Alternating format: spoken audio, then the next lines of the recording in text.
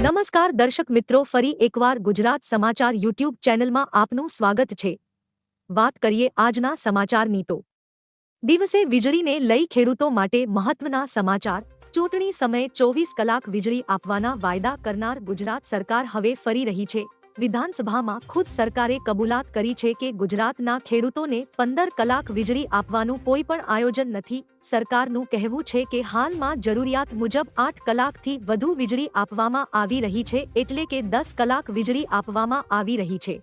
સરકારે પોતે સ્વીકાર્યું છે કે ઓછા વરસાદને કારણે 1 સપ્ટેમ્બરથી 21 સપ્ટેમ્બર સુધી રાજ્યના ખેડૂતોને 2 કલાક વધુ વીજળી અપાઈ હતી। જો કે સરકારે સ્પષ્ટ શબ્દોમાં કહ્યું છે કે હાલમાં રાજ્યમાં 15 કલાક વીજળી આપવાની કોઈ યોજના નથી।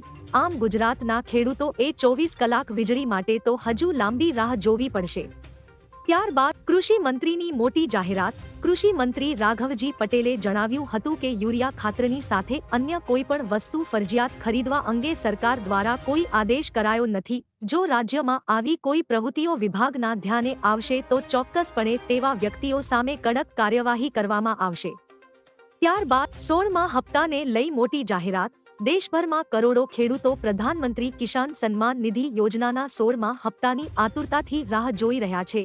મીડિયા રિપોર્ટ અનુસાર કેન્દ્ર સરકાર ફેબ્રુઆરી મહિનામાં અથવા આગામી માર્ચ મહિનામાં પ્રધાનમંત્રી કિસાન સન્માન નિધિ યોજનાનો 16મો હપ્તો જાહેર કરી શકે છે। જો કે સરકાર હજુ સુધી હપ્તાના નાણાં ટ્રાન્સફર કરવા અંગે કોઈ સત્તાવાર જાહેરાત કરી નથી।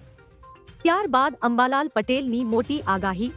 અંબાલાલ પટેલે ગુજરાતમાં કમોસમી વરસાદની આગાહી કરી છે, ત્યારે વેસ્ટર્ન ડિસ્ટર્બન્સને કારણે સૌરાષ્ટ્ર, ઉત્તર ગુજરાત અને કચ્છમાં વાદળો બની શકે છે। ફેબ્રુઆરીમાં કમોસમી વરસાદ નડશે। ફેબ્રુઆરીમાં જ ઠંડીનો એક રાઉન્ડ આવશે। 7 થી 12 ફેબ્રુઆરી સુધી શિયાળા જેવો માહોલ જોવા મળી શકે છે। હવામાન વિભાગ મુજબ આવનારા 5 દિવસ વાતાવરણમાં મોટો ફેરફાર જોવા મળશે નહીં।